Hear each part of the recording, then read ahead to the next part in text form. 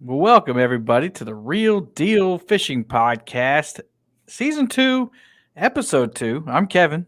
I'm Mike. How we doing? Oh, we're doing great, man.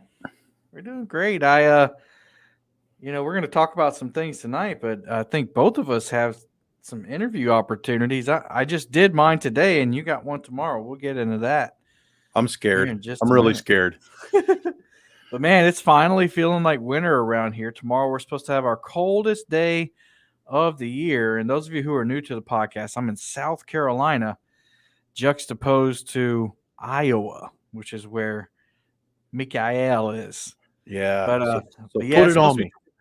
23 Tell degrees me how tomorrow. cold. T- 23 degrees. Positive or negative? Positive 23. Okay. All right. Just double checking. Just double checking. So Is it for us, windy? it's probably going to be windy. See, because you could have a wind chill too. So 23 Yeah. can feel like 12. Well, the You actual know. temperature is supposed to be 23 when we wake up. Now, it will get Okay. into the 50s during the day. But Oh, so far that's our coldest day of the winter so far, and I hope it doesn't get colder than that because to us that's pretty cold. that's Now, pretty cold. I juxtaposed agree. to you, what's pretty cold? What's your temperature right now? Back when I was learning how to cook competition barbecue, I would not cook outside if it were less than 15 degrees Fahrenheit. And I preferred it not be windy. So Mm-hmm. 23 is pretty close to 15. So I agree. That's cold. Well, That's cold enough. what's your temp right now? I was just gonna pull that up because I know Probably you. like I negative know two. that you'd ask, and I really don't have much to complain about right now. It is 42 degrees outside, Hey, all right. and we also hit That's 50 summer. today. That's summertime for you, man. Things were melting, you could see the actual the world again. It wasn't all covered in white snow and ice, but Nice. sadly our waters are still frozen. Mm-hmm. Plenty frozen. So I'm still stuck not fishing. It was so nice. I had a sweatshirt on and I was sweating. Nice. And I was outside, Nice. had a coat on. I attended a funeral earlier today Mm. and I was outside. I didn't feel cold at all, but it was breezy. Mm-hmm. And then I'm just like, oh my gosh, it's gonna get really nice. And it did. It was a beautiful day. It's awesome. And it We thank you for listening. We welcome back all of our old listeners and anybody new to the podcast. We thank you. Again, I'm Kevin and that's Mike, and we started this endeavor last year technically, but we're on our second season. Seasons change with the year, and we finally got a logo.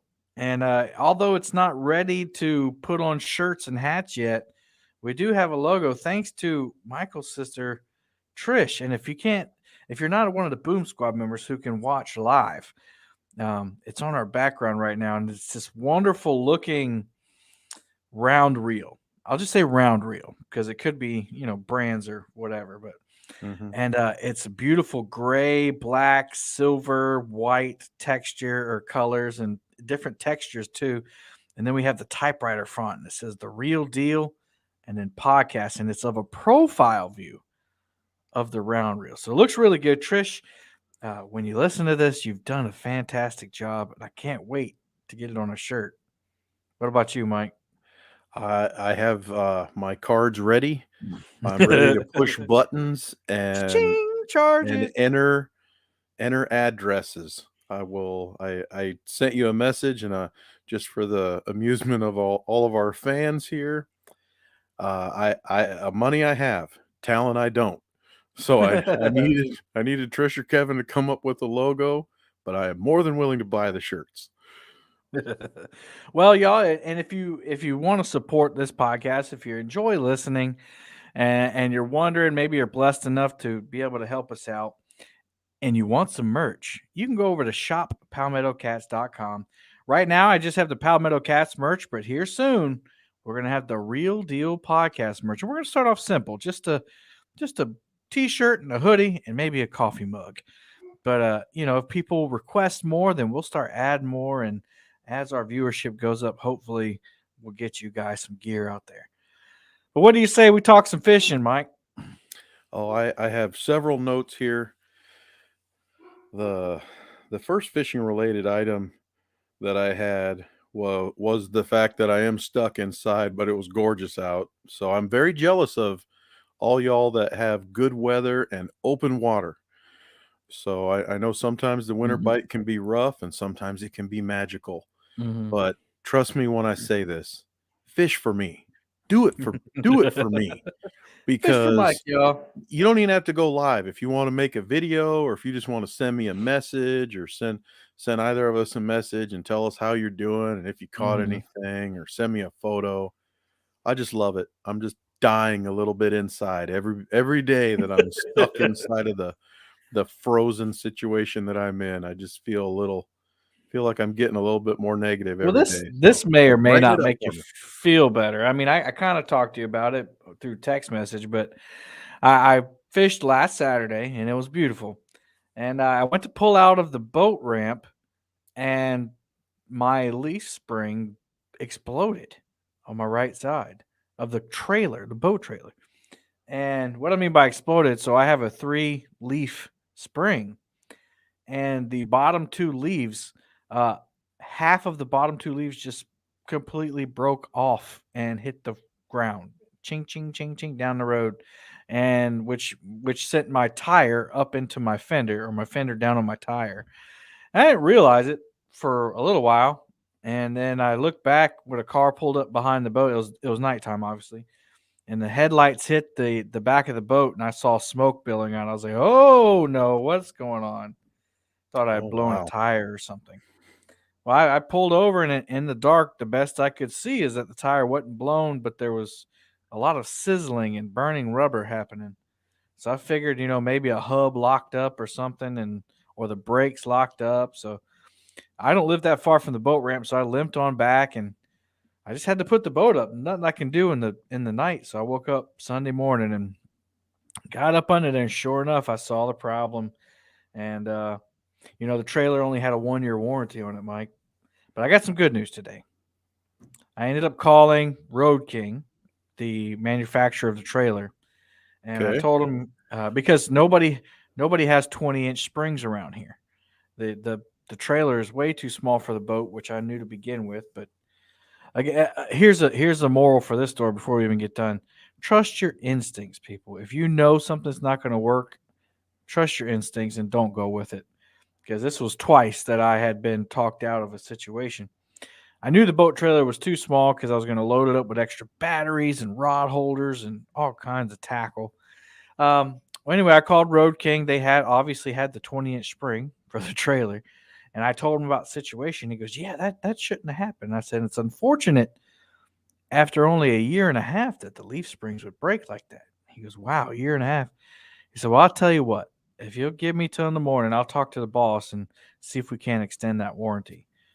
So I'm thinking, okay, this kid's not going to call me back. It's another, just get this guy off the phone, which I wasn't complaining at all. Yeah. He didn't sell me the trailer. But this morning at 9 a.m., Tyler from Road King calls me back and says, "Hey, Mr. Lake, and my boss said let's do it." So they're sending me out a new set of springs with hardware, and I ordered another set so I can just go ahead and change both of them. So kudos to Road King for your awesome customer service. But that's put me down all this week. Not that I usually fish during the week, but it's definitely putting my weekend plans in danger, Mike. Yeah, I was gonna say you're not gonna be in school on Monday. Do you Hmm. happen to have more days off than that or like teacher in No, service or any kind of thing like that? no, that was what's today? Tuesday? Yeah, that was yesterday. We had an in service, Oh, but no, just Monday for Dr. Martin Luther King Day, and so I think I'll be up and running. He said 2 days shipping, so we'll see.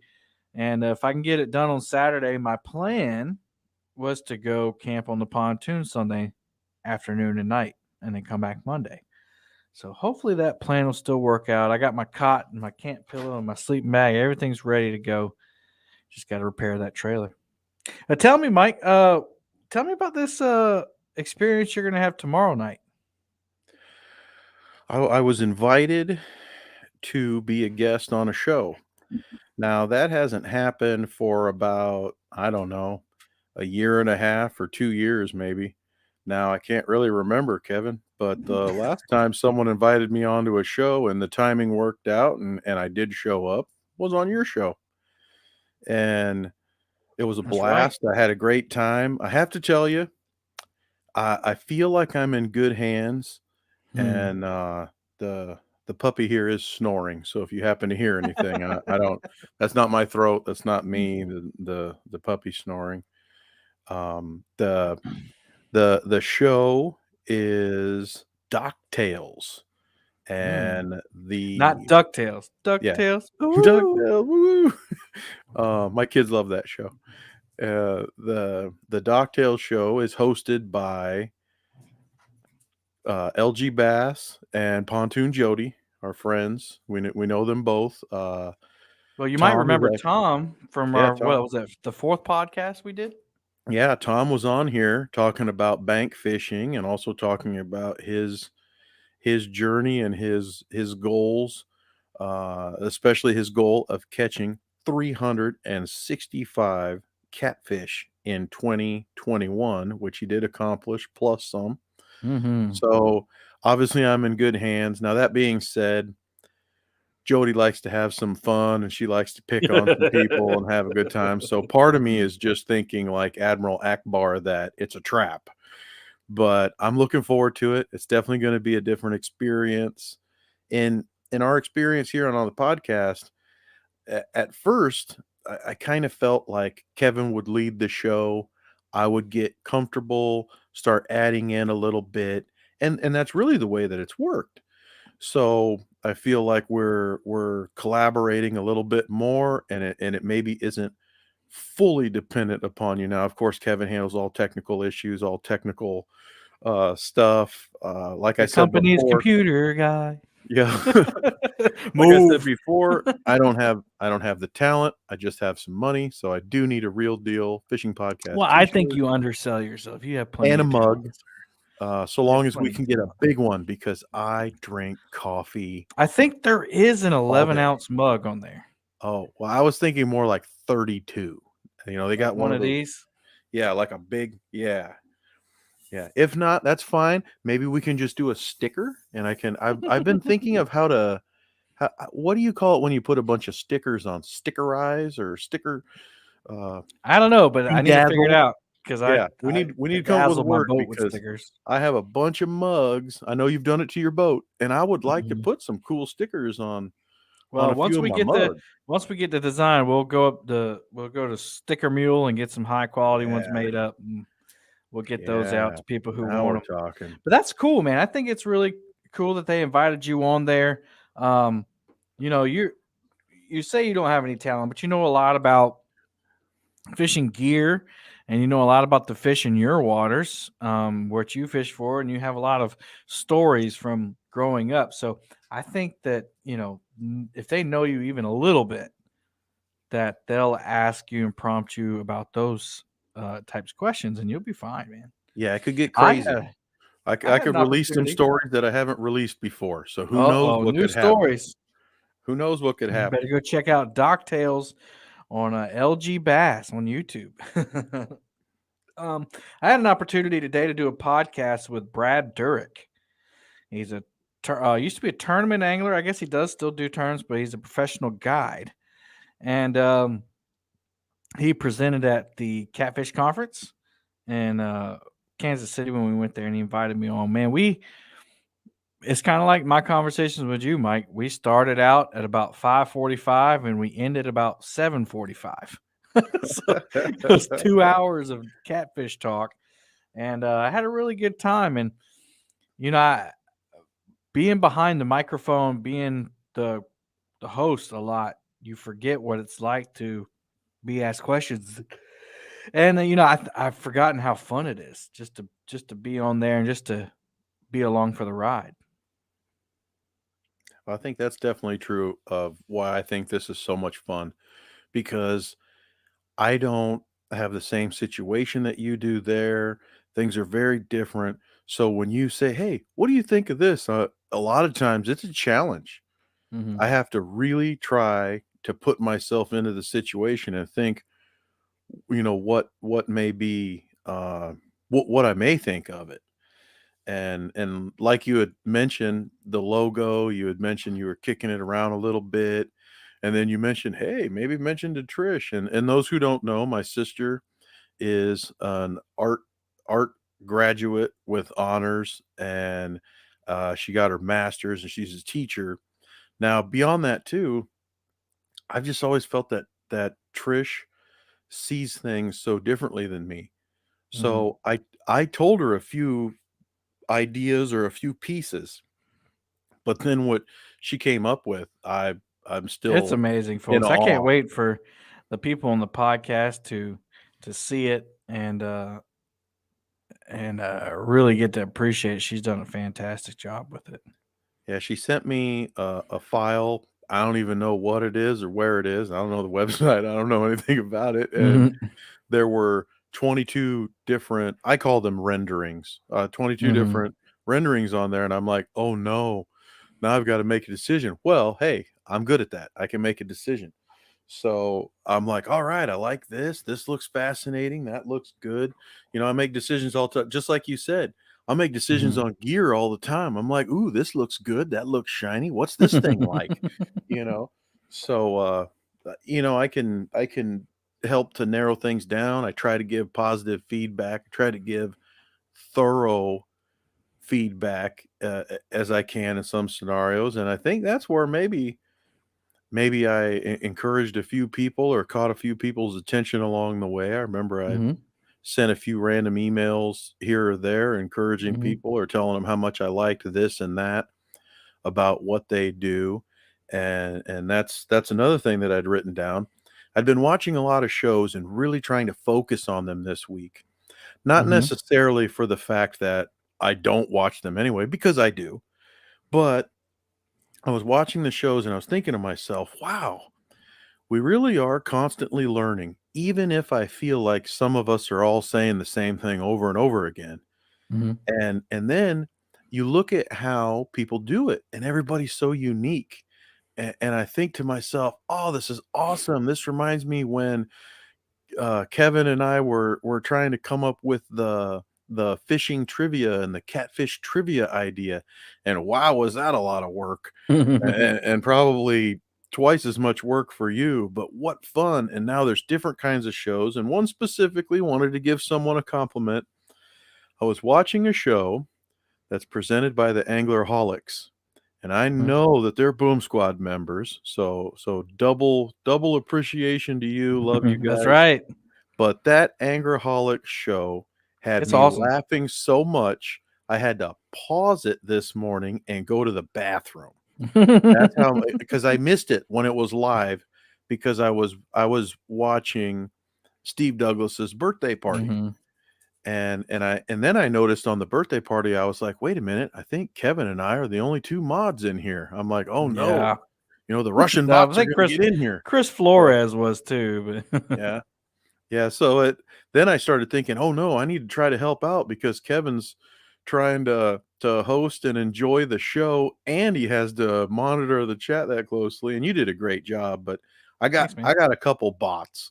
Yeah, Not you many, did. but I got a few. I got a few more hash marks on my list there. And Well, but one yeah, of the things. Go ahead. I just really enjoyed watching some of the shows this past week, and I wanted to focus on enjoying them, Hmm. because sometimes I'm just too focused on trying to make sure that I'm there and participating. Hmm. Sometimes I just That's want to true. step back a little bit and enjoy it and soak it all in. That's important because you might learn something that way. Mm-hmm. Yeah, I agree. The Anglerholics are doing a great job. It's fun, and they have John Parker from Real Time helping them out with their videos, which are fantastic. And I just think I think they're going to go places. They have great ideas, and James and Lizabella are fantastic people. Um, One thing that I want to talk about tonight, fishing wise, is suspend drifting or suspend fishing. Have you ever suspended any baits back when you had a pontoon boat? No, because I didn't know what that meant. And funny enough, I can't really say that I did any dragging of baits either.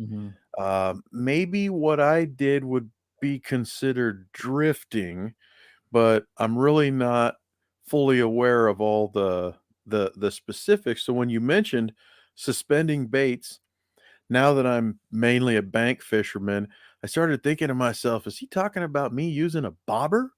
I was Well, like, for that my is part. yeah, that is a form of suspending bait. So Yep.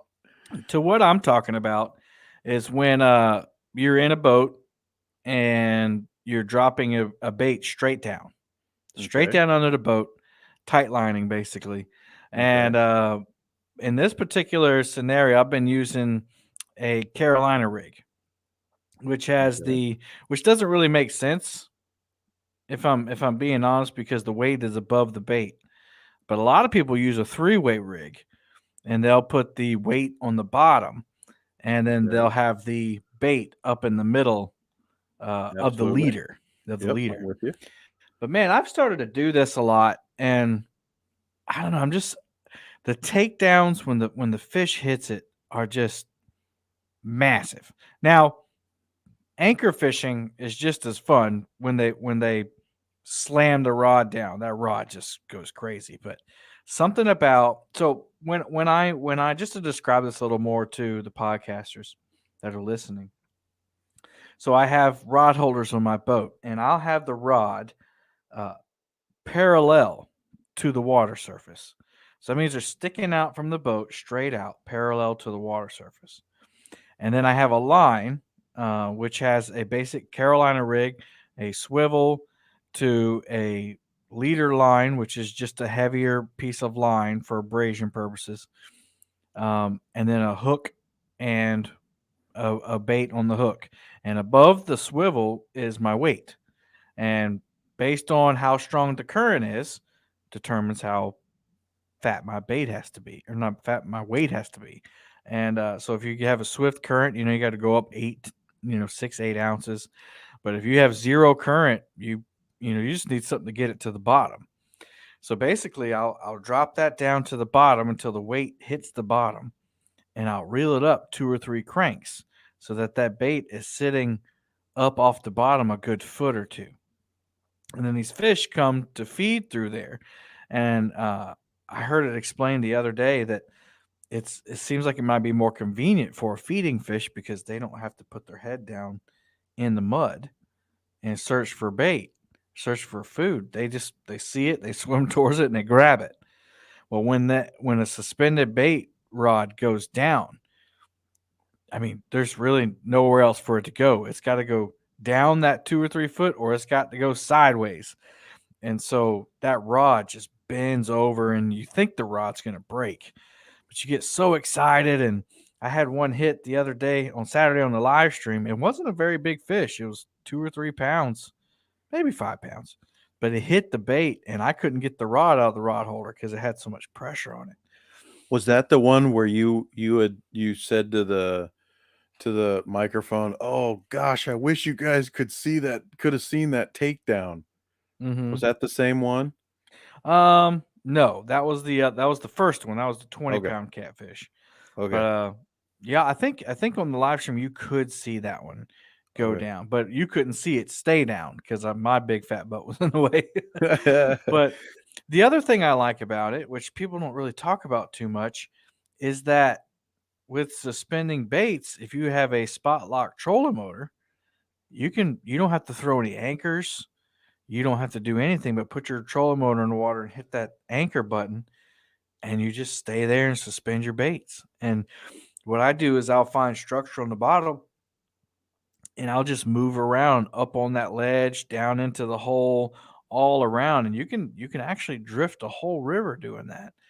And I think it's so convenient. I think it's a little I feel a little lazy doing it. And I don't have to throw an No. anchor or anything. I wouldn't feel lazy about it. Now, let me throw a little bit of carpy knowledge towards you on this. All right.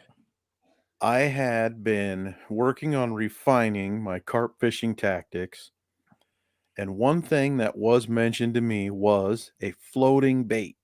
Now, in this scenario, we do not use a Santee rig with a float or a demon dragon on it.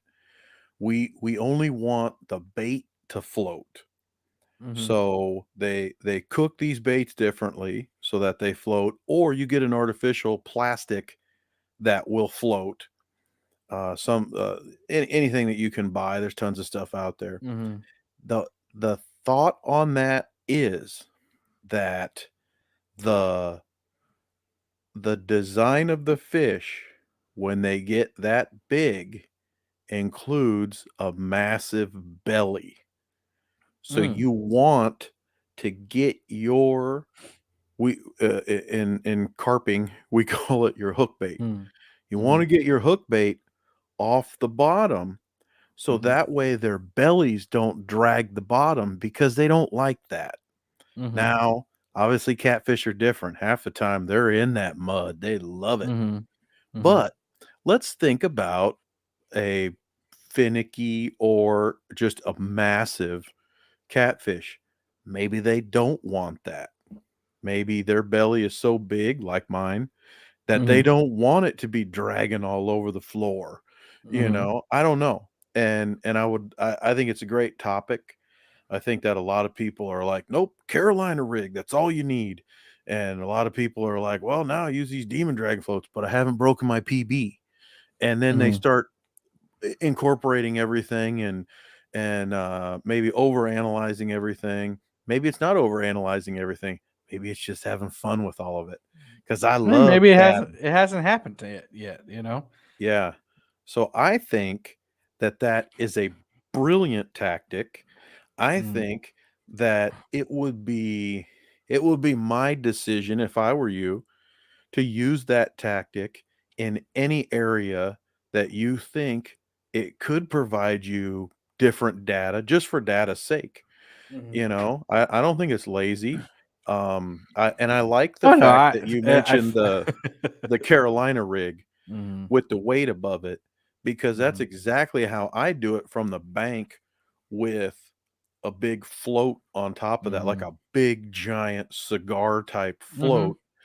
And that's exactly how I do it. And I try to judge the weight right so that way I can have my bobber floating, Mm-hmm. nice and true. So that way I can detect those bites. Then my issue is I really need to know how much line I need to let down, Mm-hmm. what I'm trying to do. And last year when I tried it, I did not hook up on anything, and I tried it with several rods just so that way I could have one deeper and one a little bit, more shallow. And I'm looking forward to that a lot this Mm-hmm. next year. So the you mentioned that topic, and I was like, "Ooh," I was like, "I'm gonna end up talking about myself here, but I Yeah, like and your so yeah, idea for that's the same you." thing. Yeah, That's the I like same the idea for thing. you. I mean, so I've been suspending baits now for a couple months, and I've Mhm. had relative success. Actually, I've been doing it since like July, but not with any consistency. So I think I'm gonna start doing that, especially here in the winter time, where people say you need to move to find the fish, and as fishing alone with a big boat, it becomes difficult to throw the Absolutely. anchor and pull the anchor every 30, 45 minutes. So moving to a spot to where I can just reel the rod up, pull the trolling motor up, cruise on down the river or motor on down the river a little bit, throw the troller motor in, spot lock, drop it down. I think I made a mistake on Saturday. And this is why I kind of brought it up because I went to an old fishing hole because the wind was killing me and I just couldn't keep the boat where I wanted it. The current was blasting, the grass was just everywhere. It was getting annoying, and I wasn't having fun. I said, you know what? If you don't make a video today, whatever, but have fun fishing, Kevin. Says, okay, well, I know if I go to my old trusty hole, my old trusty spot, I can back up in these weeds, I can anchor up, I can throw all my rods out and just wait on the fish. So that's what I did. Well, when I got to the old holes, some kind of phenomenon happened. I marked more fish than I've ever seen on my radar, on my sonar before. And it looked like Oh, catfish feeding on the bottom. So I was like, oh my gosh. And some of them were giant marks. I mean, just big fish. I was like, oh, here we go. I got excited. I cut the engine. I threw the trolling motor down, backed up, started dragging the anchor, got it anchored up, hooked up, got in the spot, threw out the rods. Nothing. I was like, okay, well, I probably spooked him a little bit. Let's give him a minute. Come back, come back. Nothing, nothing. Finally, in like hour two, I caught a blue cat and, caught that one, and that was it. So I started thinking, I was like, man, why didn't I just stop right there, throw the trolling motor in, and suspend baits right over him? I wonder, and I kicked myself because I've never, to be honest, Mike, that graph is so new. I've never seen fish like that on it at all anywhere. That was the first time I've really marked a bunch of fish. I've been trying to mark them since I got it. So I got really when excited. when you had that thought, when you told Mhm. yourself, "Why didn't I just?" Are you not giving yourself? I mean, are you being mean to yourself there? When you did see the fish, was that even a thought in your head to No, it suspend wasn't. right there? Well, then you got to It forgive wasn't. yourself. Oh yeah. And now you've got an idea, you've got an instinct, and I think that's awesome because Mhm. now your plan I've can learned something. change. Yeah, absolutely. And maybe Absolutely. maybe I wouldn't have caught anything. Maybe it wasn't catfish. Maybe it was a bunch of carp, you know. But at least I would have I'll try a different tactic the next time I see that happen. Yeah. But I would but think yeah. that the carp would show themselves on the graph in a manner for you to think that those are probably carp doing carpy things. And I don't know, I would have to think that carp would travel in a larger group than catfish. It was a lot like it And looked like stacked up fish. yeah, and they may not be as big Mhm. because let's face it, I guess I don't know your waters. I mean, maybe they are just as big as all the catfish, but Mhm. I would have to think that your waters would have the chance for the catfish to be bigger than the carp. But Mhm. usually, if I catch one carp, I can catch 5, 20. They're down there. So if I can Mhm. catch 20 hungry, dumb carp, maybe there's 50 of them down there or 100. I don't know, but I wouldn't think there'd be that many catfish in one spot. Well, I Maybe a know little that spread when out you some. I know, I mean, people say in the wintertime they like flatheads will do that. They'll stack Oh, up like that. And channel cats will stack up. Blues not so much. Blues, they say don't stack up like that. They're kind of loners. But the flatheads, I've seen underwater footage of flatheads stacked up on top of each other. And people oh say my. channel cats get in a big ball. But yeah, Well, if you yeah, got a that brings me flathead to feeling about you, then I really want you to do this because I don't know if I they're want to see flatheads it. or not, but there was Yeah. no structure down there. It was the bottom and they were there. So they weren't, and I do know the difference between like a bait fish and what Mhm. a, I've studied enough to know that that was a big fish of some sort. And it wasn't just a bait fish. But anyway, that brings me to, I just thought about that. When you come down here, we're gonna have to carp fish because Oh I yeah. know there are monster carp in that river, monsters, and in the lake. But I know where the monster carp are in the river, so I we'll have to I get got down something there and. for him. I got something for him, and you and I are probably going to have some fun with some 12-foot long carp rods, just so you Mhm. can feel that experience. It's The great. thing that I have to figure out though is that they feed in the rice fields a lot. And Hmm. so, you know, you don't see any when the tide is low because they can't get in that grass. They're deeper. But when it's shallow, man, they jump clear out the water. which I never knew carp did that. Yep.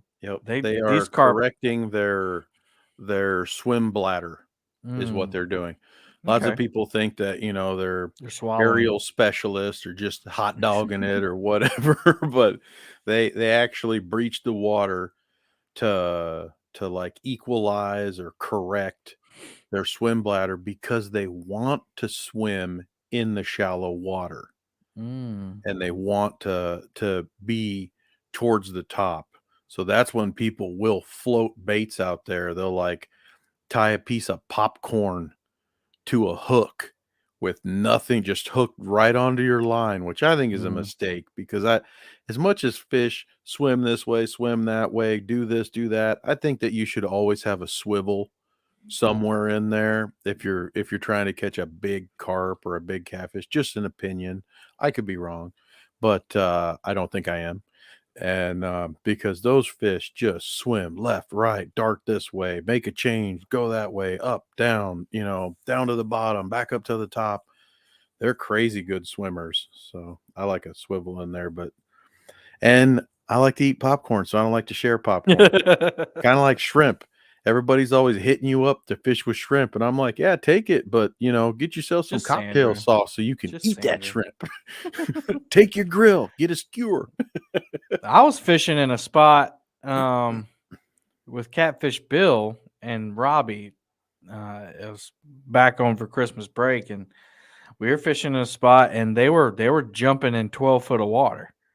So I mean, in the same and that was weird. I don't know if it was the same carp, but they were jumping in the same spot.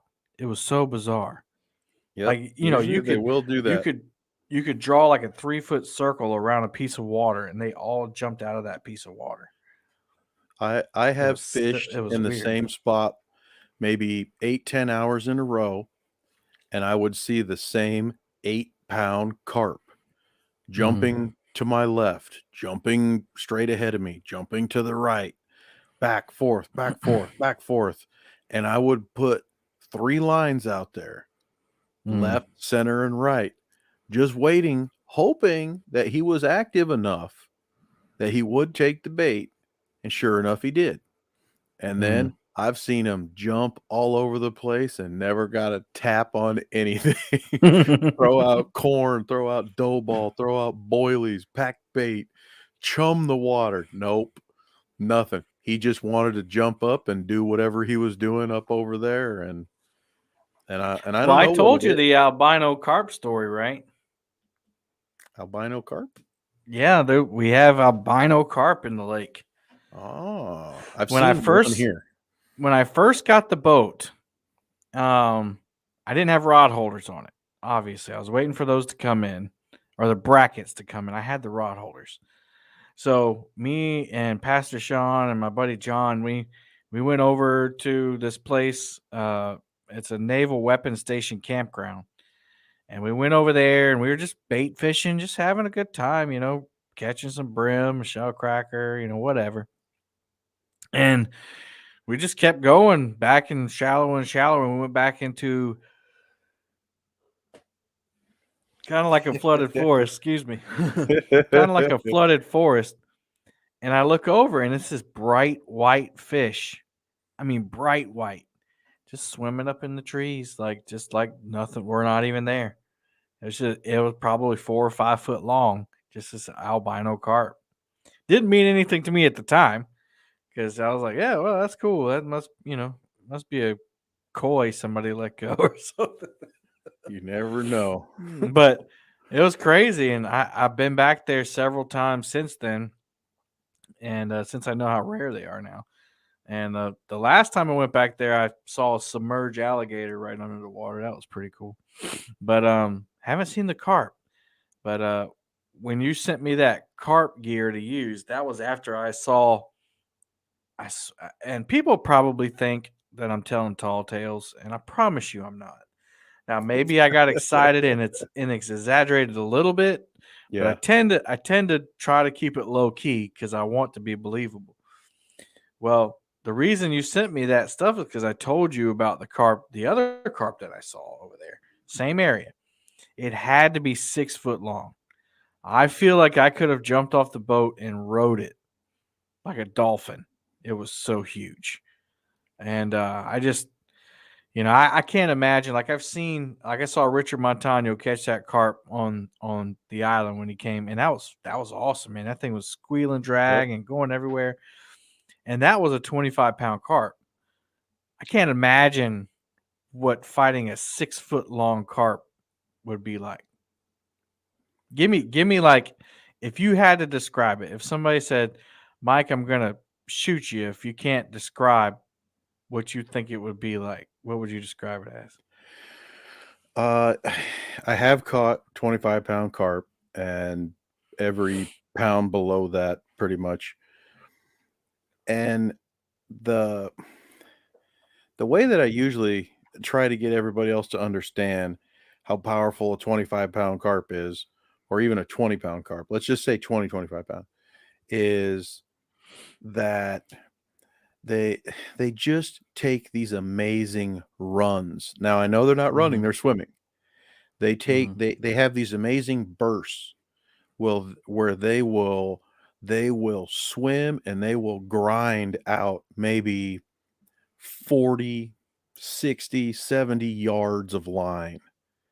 And it doesn't matter how much drag you have on them, you're not going to slow them down too much. What you need to try to do is just try to turn them. mhm, If you can if you can stay with them in a good position, and if you can maybe just elevate their head just a little bit, it will turn them.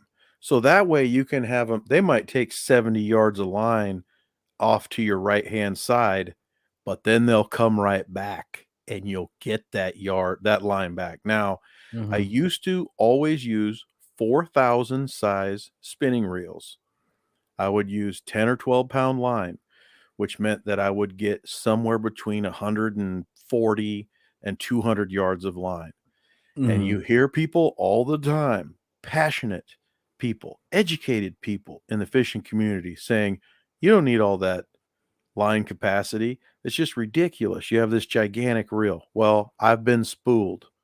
So you can take your excellent debate point and present it to someone else, because I have watched almost 200 yards of 10-pound line get stripped off of a spool. Never saw the fish. Really wish that I would have. mhm, Now, if I can handle a 25-pound fish, and if I can maintain them probably within 100 or 125 yards at any mhm. given point, then how big's the fish that took out 200 and didn't stop? Maybe it's twice as big. Mhm. Maybe it's that big one that you're talking about. And I hope that I get another opportunity, and I haven't as of yet, and now I do have 7,000 size reels that do produce more drag pressure, and they hold 500 yards of line. Mhm. Now the real bummer part of that is trying to spool that thing, because Yeah. you talk about taking a break Mhm, halfway through the spool, because that's just taxing on your wrists and your fingers. mhm. And I get the cramps in my left hand every now and then on that crank. It's like, oh my goodness. So now that being said, I only use those on my long bombers. Other than that, 6,000 size is plenty big enough. And now for the bigger line that I use for catfishing, and I Mhm. will go back after the fish that, and I hope it's still there. It's probably a really smart. Carpsaurus. Yeah. Yeah, I hope that that megalodon is still there waiting for me. But Megalocarp. and Yeah, excuse me. if I ever get the chance to if I ever hook into something like that, a 6-foot carp, I can't even imagine how many pounds that would be. I mean, a 25-pound carp, that was pretty stubby, and, Yeah. it was probably 2.5 foot long, you know? I Yeah, don't a know, 25-pound carp is probably close maybe 3 to yeah. 3 foot, So and double that. So maybe a little shorter of it. Maybe it's 34. versus Yeah. 36, and that one was really stocky. Another So thing let's too say a about that 50 fish, or 60-pound carp. yeah. Jeez. Now he caught a 25-pound carp in Mhm. one night, or what? Were you there 2 nights? He caught that on the first night. Yeah. So think about that. Mhm. Now Richard is a skilled angler. He knows what Mhm. he's doing, but he targeted an area. Mhm. I'm sure that they chummed the area, Mhm. but Well, that was if the he would second. have, He missed the first one. yeah, if he would have had a week to fish Mhm. that lake or just to fish that spot, I Mhm. guarantee you he could catch something bigger, and I guarantee you he would have caught a bunch of them Mhm. because he knows exactly what he's doing. He's doing it the right ways, and he knows how to land them. So he's definitely got all of his percentages up and working in his favor. Now that fish, here's what I was going to say about the fish. To me, it looked very, very clean, very Mhm. healthy, and almost young to be that Mhm. big. So that tells me that area is very, very good for them so that they can grow and get big. Mhm. So if you can catch a 25 pounder in one night, I guarantee you're right that there are monsters in there. He hooked 3 total. Yeah. The first one, popped him off. Yeah. Uh, and then the second one he caught. The third one spooled him almost, and then came off the hook. And then Anna caught a channel cat. Yeah. But so he actually hooked up to 3, what we believe were 3 carp, Now, and we got doesn't it one in. sound kind of strange yet exciting? So Mhm. it's strange, but it's exciting. You're saying, Mike, you should come down to Santee Cooper Mhm. and fish for carp. Mhm. Don't come down here and try to catch yourself a trophy blue cat, which is what I want. That's No, what I no, no, want. no. Don't get me But you're wrong. like, dude, there are huge carp in here. I You want could you to catch. come down to fish for carp because I want to Yep. watch you do it. I want to watch you do it, and I want to catch one with you. I know we can catch your PB blue cat. I know that's going to happen. Yeah. I mean Well, my that's my current PB blue cat is 0.0. that's what I'm saying. So Like, even if it was 10 pounds, I know we could beat that. You know, so man, those white cats that you caught were fat. Those yeah. were And you know some what's funny? buffet busters there. Jimmy from Fishing and Gear commented on that video tonight, and he said, I've never caught a white cat. Really? He fishes the same waters I do. Huh. And I'm beginning to think that I'm cursed. He's too You know, busy I've catching 70-pound blue cats. I You don't know got I time for caught white cats. I caught 2 or 3. So Robbie caught a white cat on the Yeah. river. I've Yeah. caught 2 or 3 on the river. Bill's caught 2 or 3 on the river this year, or not this year, but within the past few months. And then I go up to the lake and I catch 2 in that day, and I've caught several others within the past few months.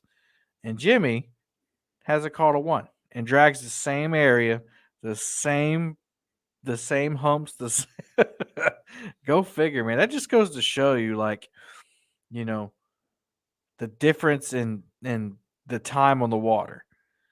Jimmy can fish more on the water, more time, and put in more hours, and doesn't really connect with those fish. And I go out there one time and can't connect with the big fish, but I get the white cats. Isn't that just crazy how that happens? I think it's awesome that we get to see a different species. Yeah. I had never seen white cats other than in Luke's video, Mhm. like you had said. Mhm. And then all this while you had been thinking that they were bullheads. I'm like, Bullheads, man, yeah. that's a cool looking bullhead. And now Mhm. we know it's a white cat. That's what So my dad and everybody down here, even Jeremy's tournament cats, he calls them bullheads because that's what we've always called them. So, it's kind of weird to change that mindset. My dad will still always call him a bullhead. But I looked him up, and for sure, Josh Campbell from Flat Rock Flatheads is right. It's a white cat. Who would have Yeah, thought? We have 4 species of catfish in our water. I think we should do that. Maybe on a future show, we should get some slides, and we can talk about fish in our waters and just show them To who? It's a for our podcast. live audience, to see, and maybe then just get your reaction, because you talk about bullhead, and I know that we had Mhm. done a podcast about state records, but I don't Mhm. quite remember what your bullhead record is. 6 But pounds. the bullhead here, I mean, I got a buddy who says that there's a pond, and of course he won't tell me where. He would take me, but he won't tell me where just yet. Um, he says he's caught a 10-pound black bullhead up there, and he showed me a photo, and I got to tell you, that looks 10 pounds to me. Mhm. And he's a big dude, but oh my gosh, the fish just look so cool, dark, like your Mhm. dark blue cats, but Mhm. black. And a bullhead has such an attitude. Do your bullheads have real bad attitudes? Our bullheads here in Iowa have got So bad attitudes. apparently I've never caught one. Oh my! But they're That's what I'm there. saying. I don't know. Now they're in Hmm. South Carolina. I'm looking at the Yeah. sheet right now. Catfish family: blue, bullhead, channel, flathead, and white. The Well, this could be fun now. the record blue cat is 113.8 caught on my lake. The record bullhead is 6.3. And that was caught on the Broad River in Irmo, South Carolina, so about an hour and a half from me. So that must be a black bullhead that you're talking about. The Yeah. channel cat is 58 pounds. That's also the world record from Lake Moultrie in 1964. That was before blues were introduced. And then the flathead is at 84.96 out the Cooper River where we fish. And then the white cat is a 12.29 out of Lake Murray in How big Columbia. do you think the white cats were that you caught the other day? 3 pounds. 3, 4, yeah, somewhere Yeah, in there. 3 or 4 pounds. The biggest one I've ever caught was 4 pounds. The biggest one I've ever weighed was 4 pounds. I did it in a Yeah. video with Dad, and I think it was the Catman Duo video. We went fishing and we caught. He said it was a bullhead, and I said that's a bullhead, and I weighed it because I knew that the bullhead record was 6 pounds. I was like, geez, this thing is huge, and it was like 4.4 pounds. So that's pretty big. Bullhead, I thought, but it was a white cat. When you were doing your cooking, and I know that you cooked, I thought channel cat and blue cat. Did you cook And a flathead? flathead. Yep, we And a cooked the flathead. baby flathead. Yep. Have you ever cooked these white cats, or do you just throw them back in? I don't think so. I don't think I've ever cooked one.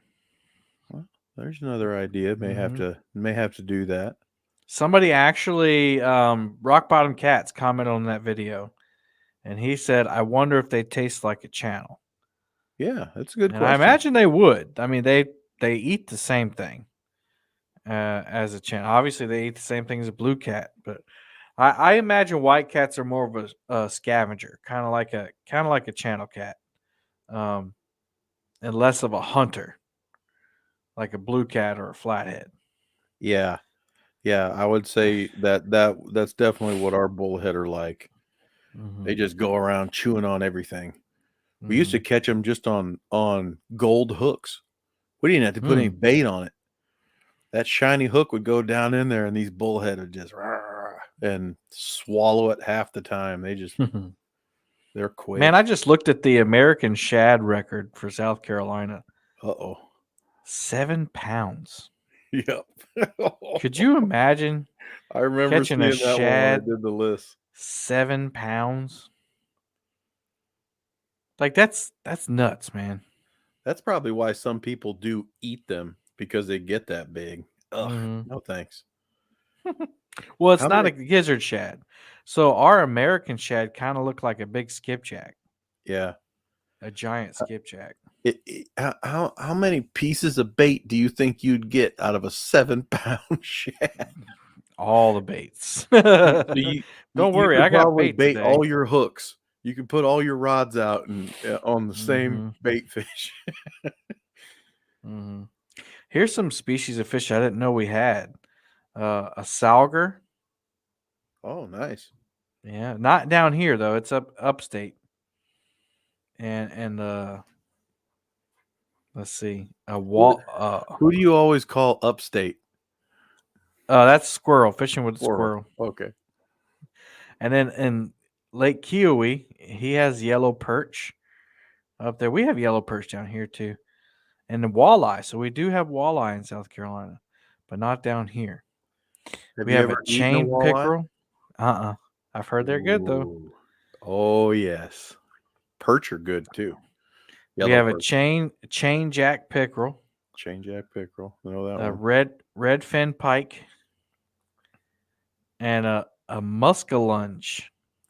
Yep, that's the muskie.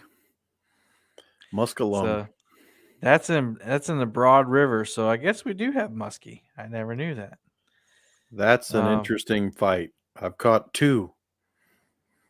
The 20-pounder. It was the most surreal fishing moment I ever had. I literally thought that I was like dreaming.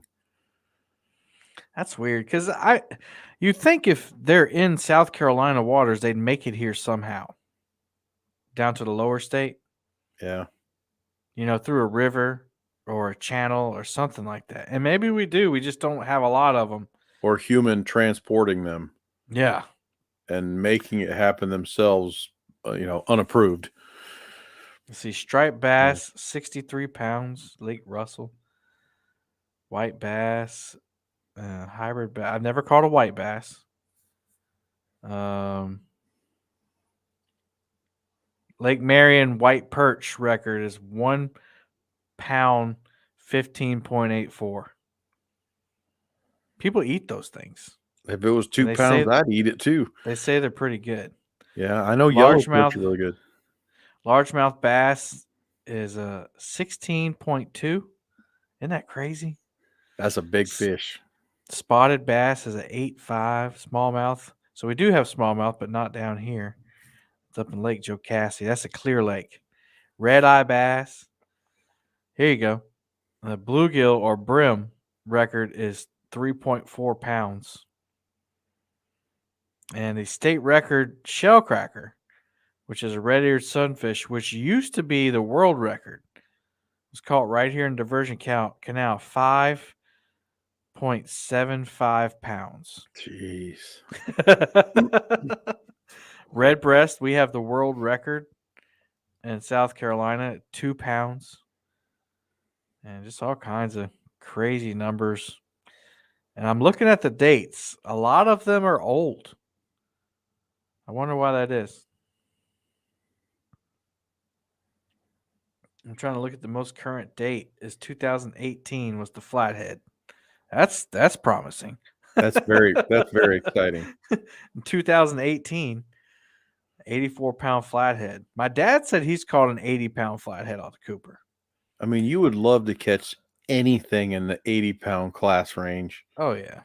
But a flathead, I mean, how big is that thing? Because they are so flat that to me, it's like they just keep getting like wider and then so muscular and powerful. Mm-hmm. I mean, you said you caught one that was probably over 60, right? When you were in your little boat? Something like that. Something around that. I would say high 40s, 50s. It had to be. Now, we didn't weigh it. Yeah. But knowing what I know now about fish size and how they feel, 2017 was the blue cat record. So, I mean, we're not too far off from the catfish records, except for the channel cat. Yeah. Wow. And who knows if there is any water and any perfect situation to come, challenge that. I know everybody always talks about other areas where you can catch 20-pound channel cat all the time and you got a shot at something in the 30s. But let's be serious now. That's about half the world record. So you really need a very special situation Mm. for a fish to be able to grow that big and that well, and to have the chance to live that long. It's going to take a special scenario. Could you imagine the fight on a 58-pound channel cat? You know, How long did it take him to reel that in? days. those It's caught those by guys have got so much fight in them. Those guys and gals got so much fight in them. W.H. Whaley of Pineville, South Carolina. I hope that it was a good fight, and I hope that it didn't just surface and give up. But and if it did, I guess I would understand it too, because who knows? It could have been the biggest, oldest channel cat that's ever been captured and recorded, and maybe it was that close to the end of its life cycle. But wow, what a fish! Here's an interesting story about that fish. He caught it on a bucktail jig in the summer of 1964. I found an article from Realtree. It said it wasn't surprising that W.H. Whaley caught a channel catfish on a bucktail jig that hot summer, given that channel cats' bass-like propensity to hit artificial lures of various sorts. It was completely unexpected that a 58-pound catfish he caught established a world record. Isn't that crazy? On a bucktail jig. Yep. People around here, sometimes a flathead will hit them. Mm. I'll be like, "Oh man, I was just using this bucktail jig." I'm just like, "Good idea." Mm. It's an interesting article. I have to send it to you. It's on Realtree, and it's got I think it's the three biggest catfish. It says the three biggest catfish ever caught. The story of the world record channel, blue and flathead catfish. That's an awesome article. Y'all check it out if you're listening. Just type in the three biggest catfish ever caught and check out this article. It's got some awesome illustrations and seems like a really good stories. I'll read it to Lauren. There you go. Bedtime It story. she was going to try and sneak down here and try to get on the podcast again. She likes sneaking out. She thinks she's sneaking by her mom, but half the time her mom knows that she's got out of bed and she's going down the steps. And next week, next Tuesday is her birthday. She will turn 6. All right. So very excited about that. I have lots of stuff hidden around here. I just need to package it up and wrap it up, and I'll let the cat out of the bag here on the podcast first. When I take her to the store, I'll let her buy a fishing lure or a item, or a couple items, depending on how upset she is or what happened. If we went to the doctor and she got 4 shots, obviously I'll let the kid get whatever she wants. And when I went to the store when I was a kid, I don't remember getting a whole lot of stuff. So I definitely want her to have a different experience than me. Not that I didn't love my childhood. I just, you go to the store, you stay by your mom, and you try not to get in any trouble. But so I have a lot of this stuff that she's picked out and bought throughout the year. I mean, there's probably $110, $120 in lures and little jig heads or whatever. So I may just wrap it all up and let her open it up at her birthday parties. I don't know. She may not know the difference. She might just be like, "Hey, I thought I already had some of this stuff," and then she might figure it out. I don't know. The kid's pretty smart. But I had been pretty excited though that her birthday's coming up, and then I realized too the trouble with having 2 daughters that are literally 6 months apart or almost 6 months apart, because now Leia's upset that it's not her birthday yet. So here we go. It'll get there. Well, with that, y'all, I think we're going to close out the show. We thank you for listening. We kind of got off topic, but it was fun, Mike. Yeah, I had these reels right here. I was going to talk about reels for a little bit and how round reels hated me and ask you a few questions, but hey, We'll next put it time. off for next week. That's Next right. time. Next time on the Real Deal Fishing. We sound like epic catfish. That's right. All right, y'all. I'm going to send this off with a prayer. Heavenly Father, we thank you so much for the opportunity to do this. We thank you for blessing us, and we ask that you bless our listeners as well. We thank you for everything you've given us. It's in your name we pray. Amen. Amen. All right. Well, until next time, everybody, happy fishing.